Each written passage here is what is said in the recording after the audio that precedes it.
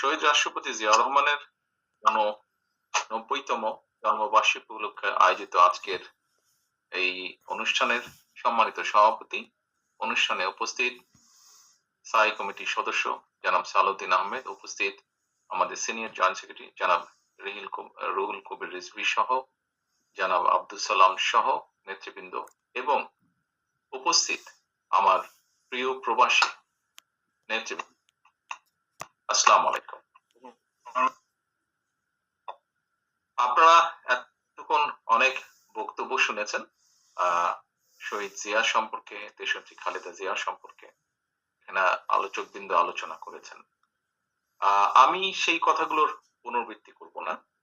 আজকে যদি আমার প্রবাসী নেতৃবৃন্দের পক্ষ থেকেও কিছু বক্তব্য আমরা শুনতে পেতাম হয়তো ভালো, বাট অনুষ্ঠানটির আয়োজন সেভাবেই হয়েছে যে আজকে হয়তো সকলকে আমাদের